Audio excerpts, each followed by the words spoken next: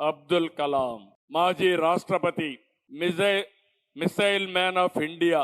Abdul Kalam first time దేశానికి missile నిర్మాణం చేసిన వ్యక్తి, ఒక విశిష్టమైన వ్యక్తి, క్యారెక్టర్ ఉండే వ్యక్తి. ఆయన ప్రెసిడెంట్ గా చేస్తే దేశం అంతా గర్వించింది. అలాంటి వ్యక్తి చరిత్ర చూస్తే చిన్నప్పుడు రామేశ్వరంలో ఉండేవాడు, శివ సుబ్రహ్మణ్యం అయ్యర్ ఉండేవాడు.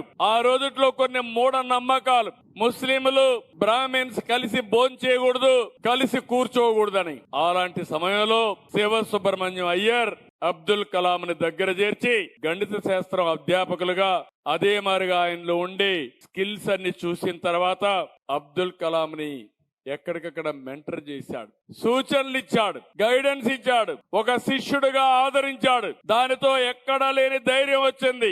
ఆయన విజ్ఞాన శాస్త్రాలకు ప్రాముఖ్యత ఇచ్చాడు. దాంతో మీరు చూస్తే ప్రెసిడెంట్ అయినప్పుడు నాకు కూడా ఒక రోల్ ఉంది. అప్పుడు అలెగ్జాండర్ ని పెడితే ప్రధానమంత్రి గారిని అడిగితే మళ్లీ మార్చి అబ్దుల్ కలాం అని ప్రెసిడెంట్ ఆఫ్ ఇండియా చేశారు. నేను కూడా గర్వపడుతున్నా. అలాంటి వ్యక్తి మహానుభావుణ్ణి ఈ దేశం అధ్యక్షుడిగా చేసుకోగలిగామంటే ఆ రోజు శివ సుబ్రహ్మణ్యం అయ్యర్ యొక్క రోల్ ఉంది.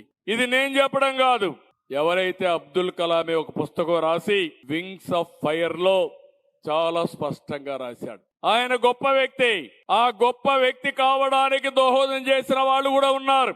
అంబేద్కర్ గారు చరిత్రలో ఎప్పుడు కూడా అలాంటి మట్టిలో మాణిక్యాలు మళ్ళీ రారు.